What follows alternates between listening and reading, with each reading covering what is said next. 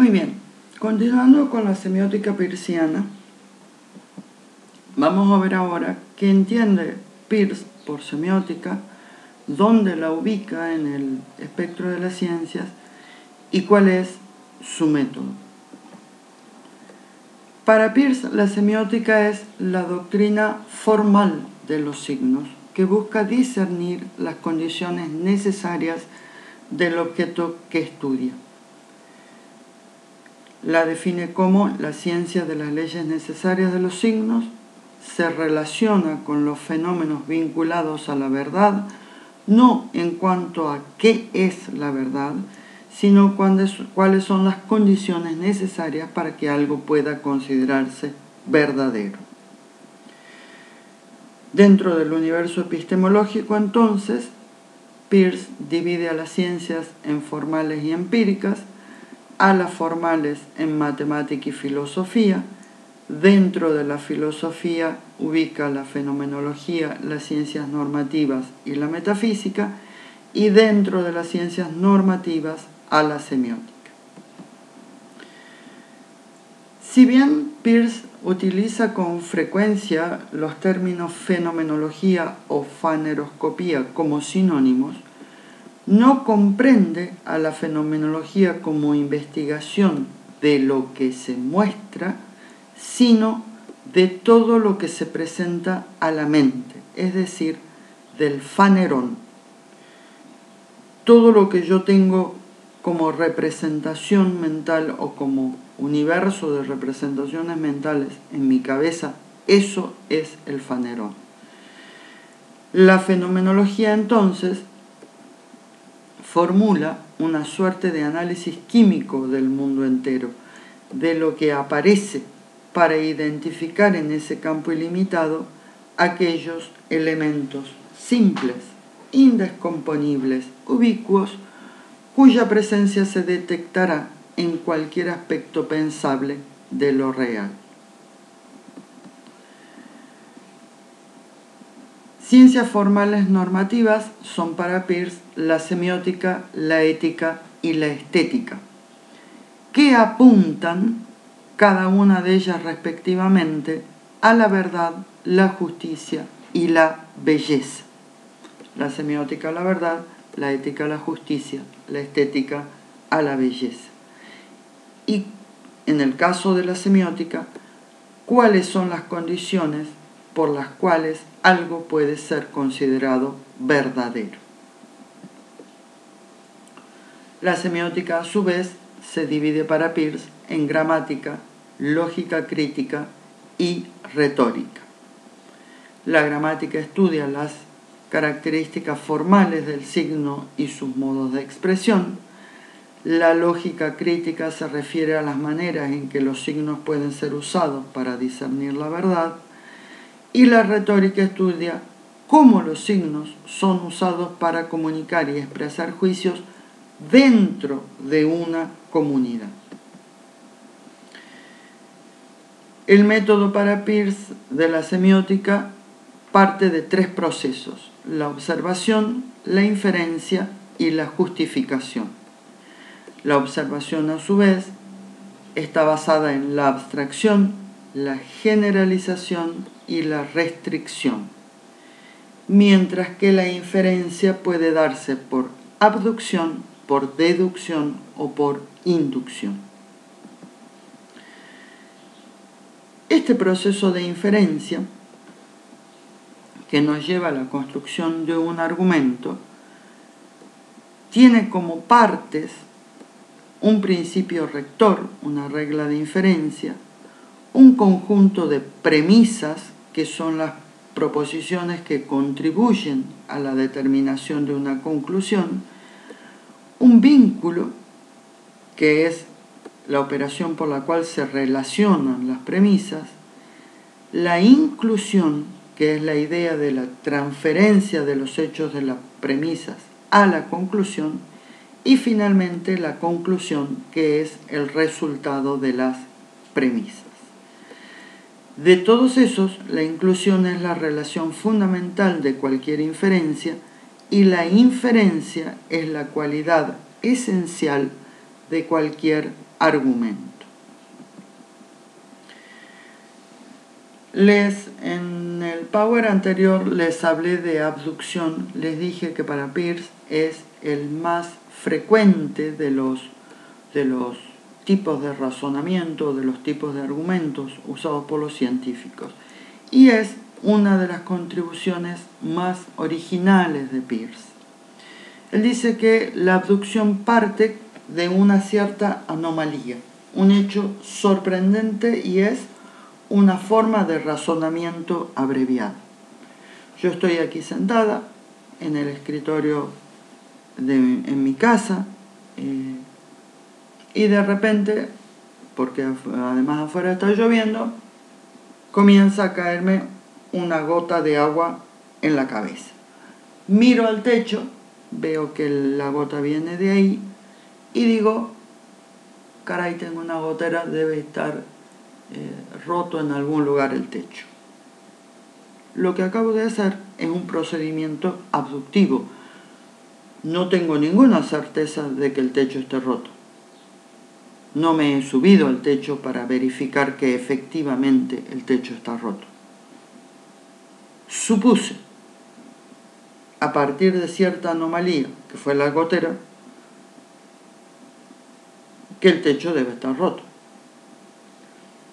La abducción busca desarrollar nuevas hipótesis, pero no concierne a la determinación de la verdad de la misma, sino a su plausibilidad. Plausibilidad quiere decir posibilidad real. Nace de la semiosis, es decir, de la suma de signos que constituye la cultura. O sea, para haber dicho, caray, debo tener roto el techo, yo debo saber que sobre mi cabeza hay un techo y que es posible que ese techo se rompa de alguna manera. No es sólo una respuesta conjetural a un problema, sino una perspectiva de investigación. Porque a partir de esta conjetura de que debo tener roto el techo, no voy a investigar si tengo alguna baldosa floja o rota en el piso. Lo que voy a hacer va a ser subirme con una escalera al techo para ver si efectivamente está roto. En ese sentido, es una perspectiva de investigación. De esta manera, Peirce quiebra con la distinción entre pensamiento científico y no científico. Él dice, nuestro modo de razonamiento en la vida cotidiana y en las ciencias muy frecuentemente es abductivo. Fíjense algunos ejemplos de razonamiento abductivo. La primera premisa es que los vecinos son ruidosos. La segunda es que Sabrina es mi vecina. En conclusión, Sabrina es ruidosa. Lo que yo acabo de hacer es un razonamiento abductivo. No tengo la certeza de que Sabrina también sea ruidosa. A lo mejor, pobre Sabrina, es justo la única silenciosa de todo el grupo. En el segundo ejemplo, la primera premisa es que todos los pájaros de esta zona migran en el invierno. Este animal que estoy viendo es un pájaro, por lo tanto seguramente este pájaro también va a migrar al llegar el invierno. No tengo la certeza, el invierno todavía no ha llegado, no conozco esta especie de pájaro, capaz que justo este pájaro es el único que no migra en el invierno. En el tercer ejemplo, yo llego a mi casa, el suelo de la cocina está mojado. La segunda premisa es que el freezer perdió agua, por lo tanto, el suelo está mojado por la pérdida de agua del freezer. Esto es una hipótesis. A lo mejor, y es la más probable también, no digo que no, pero a lo mejor el suelo no está mojado por la pérdida de agua del freezer, sino porque a alguien se le cayó un florero y no recogió el agua. Peirce define a la inducción como aquello que sucede cuando generalizamos de un número de casos de los cuales algo es verdadero e inferimos que lo mismo es verdadero para toda la clase. Es decir, vamos de los hechos a una norma o ley. Por ejemplo, María comió un chocolate X y le hizo mal. Sandra comió el mismo chocolate y le hizo mal. La conclusión es que si comes el mismo chocolate también te va a caer mal. En el segundo caso, Pablo, Andrés y José son hombres. Primera premisa. Segunda premisa, Pablo, Andrés y José son mortales. La conclusión es que todos los hombres son mortales. ¿Ven? Partimos de los hechos a la formulación de una ley. En el caso de la deducción, el camino es inverso. Partimos de la ley para comprobarla en los hechos. Por ejemplo, primera premisa, todas las plantas necesitan agua para vivir. Segunda premisa, los rosales son plantas, por lo tanto, los rosales necesariamente también van a necesitar agua para vivir. En el segundo ejemplo, todos los metales son maleables, el oro es un metal, por lo tanto, el oro también es maleable.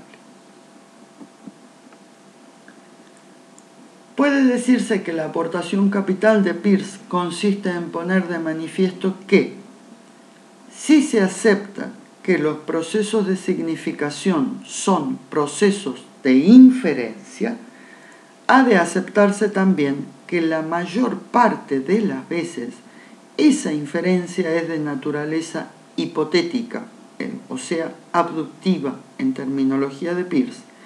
Esto es, que implica siempre una interpretación y tiene un cierto carácter de conjetura.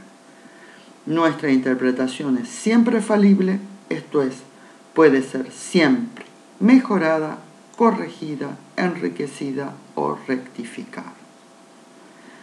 Apliquen ustedes esto mismo que acabamos de leer en esta diapositiva a lo que ustedes hacen en arqueología.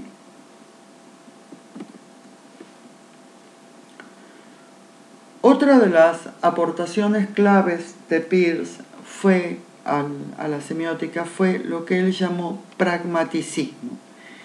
Y creó esta palabra pragmaticismo para diferenciar el concepto vulgar de pragmatismo, que está a veces asociado con una cierta mercantilización de valores.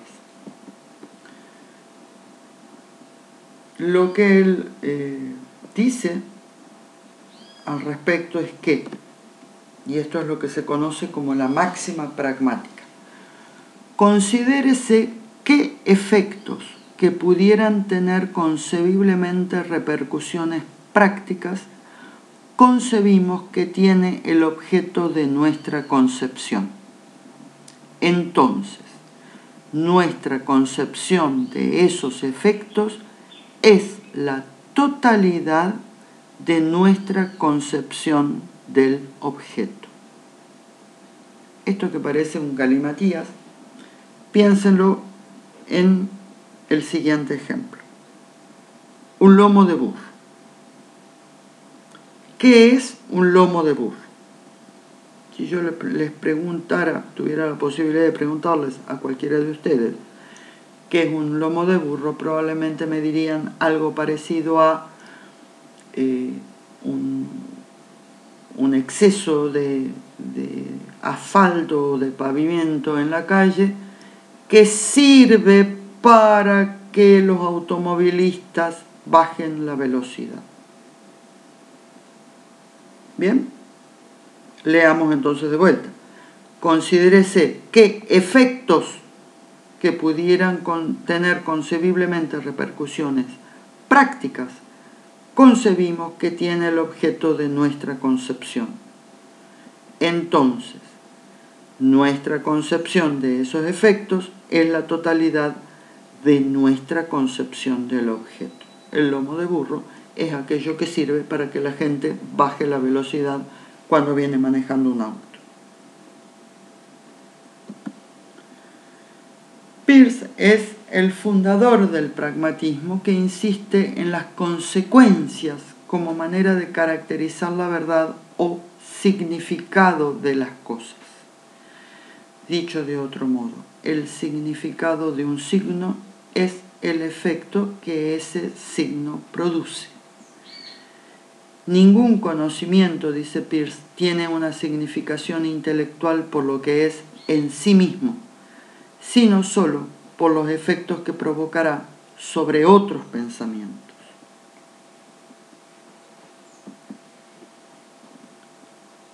Para Peirce, entonces, el significado de un signo es su uso. Un signo no es una simple relación arbitraria entre un significado y un significante, sino un proceso de definición de significados entre un objeto y un interpretante a partir de un representante. Es decir, el signo produce un significado pragmático. ¿Sí? Yo puedo decir que la Coca-Cola es una bebida gaseosa dulce, pero también puedo usar la Coca-Cola para sacarle el herrumbre a una herramienta. Entonces, el significado de ese líquido va a depender del uso que yo le dé, o como antioxidante o como bebida. ¿Para qué sirve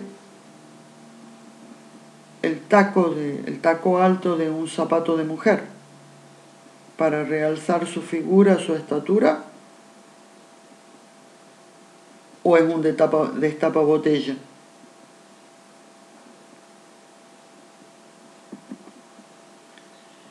Un signo se define entonces por lo que puede generar, no por lo que es. Por eso Peirce se opone a esta noción de esencia, ¿sí? Sino que apunta a las definiciones determinadas por relaciones dialógicas que el signo tiene con su contexto. Este proceso de significación, dice Peirce, es inestable y entrópico. El significado no es un descubrimiento que se va a hacer en el uso. El significado es el uso del signo. Por eso, a esta teoría la llamó pragmatismo o pragmaticismo. Como les expliqué antes, prefirió crear este tema para separarlo de la confusión con pragmatismo en el sentido mercantilista o utilitario del término. ¿Qué es entonces para Peirce la verdad, la creencia, la realidad? Peirce dice: no llamo ciencia a los estudios solitarios de un hombre aislado, solo cuando un grupo de hombres, más o menos en intercomunicación, se ayudan y se estimulan unos a otros al comprender un conjunto particular de estudios como ningún extraño podría comprenderlos, solo entonces llamo a su vida ciencia. Las condiciones formales de la comunidad parten de una relación entre verdad y realidad. Lo que nosotros entendemos por realidad, dice Peirce, está basado en una opinión final que es el consenso último de una comunidad de investigadores. El conocimiento, la investigación, la indagación son posibles cuando hay una comunidad, cuando los miembros de esa comunidad comparten ciertos sentimientos, ideales u opiniones, cuando la estructura fundamental de la comunidad coincide con las necesidades de la práctica del conocimiento. En consecuencia, como ya hemos dicho antes, El conocimiento verdadero solo puede ser social e histórico, diacrónico y plural. Lo evidentemente objetivo es objetivo a lo sumo en una comunidad de consenso, y lo que es supuestamente subjetivo nunca lo es totalmente, porque también siempre está determinado por nuestra relación con los otros. En este panorama, la creencia juega un papel fundamental. Un postulado es verdadero no porque contenga la verdad en sí mismo, sino porque una comunidad cree que lo es. De ahí el papel tan importante que Peirce le asigna a la creencia. La realidad, entonces, es aquello que reconocemos como tal. Si hay una realidad exterior no sígnica previa a su transformación en semiótica, es una realidad de la que nada podemos decir.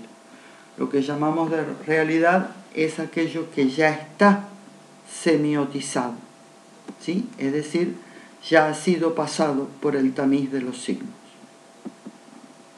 La realidad entonces es un relato, no en un sentido peyorativo, ¿no? Cuidado que en estos últimos años y sobre todo en política se ha usado el término relato como fábula, como mentira. No.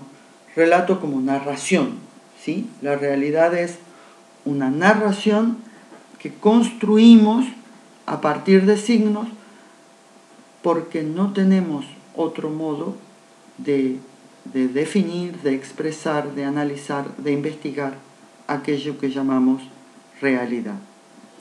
Esos relatos son los que después se van a configurar como ground de los signos.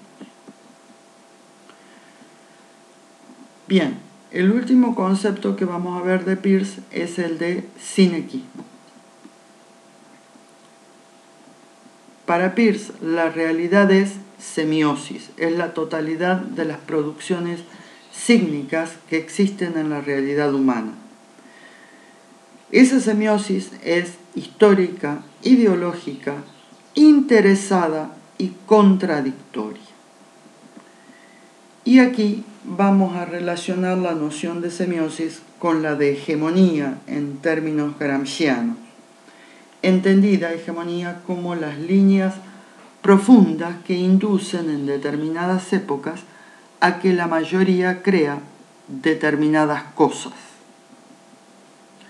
Como ninguna hegemonía es totalmente homogénea, también toda semiosis es contradictoria. Por ejemplo, dentro del pensamiento hegemónico hoy está la idea de que las mujeres deben terminar de alcanzar el acceso a todas las posibilidades y derechos que tradicionalmente el patriarcado le asignó exclusivamente a los varones. ¿Sí? Ahora, sigue subsistiendo personas que creen que, sin embargo, hay tareas, por ejemplo, como el de la construcción o el de la fundición de metales, que no son adecuadas para las mujeres. Por ejemplo, ¿sí? Tómenlo nada más que como un ejemplo. Esto es lo que quiero decir con que ninguna hegemonía es totalmente homogénea, como toda semiosis es contradictoria. La semiosis está basada, o podemos definirla también como la totalidad potencial de abducciones, que siempre sobreentiende un background, un bagaje, una historia que hunde sus raíces en los orígenes de la cultura humana en general y de nuestra cultura en particular. Ese background, que Gramsci denominó sentido común, nunca es, como ya dijimos, totalmente homogéneo y siempre es contradictorio. Por lo tanto, la semiosis constituye una red de significaciones donde cada signo remite a otro en una complejísima red de significaciones. Para Peirce hay 3 principios rectores en el universo que él denomina agapismo, sinequismo y tiquismo. El agapismo, dice Peirce, que implica la tendencia del universo a estructurarse de forma continuada.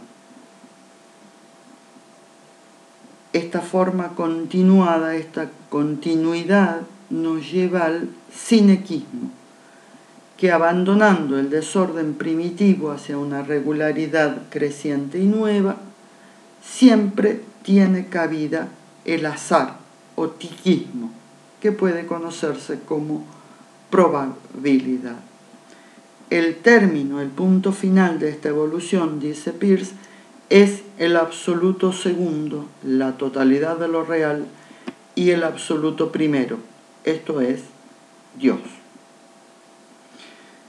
Lo que nos interesa sobre todo aquí señalar es, por una parte, el agapismo, una tendencia a la continuidad, el sinequismo, donde por esta tendencia a la continuidad todo tiene que ver con todo, y sin embargo cabe un elemento de irregularidad o de azar al que Peirce denominó tiquismo.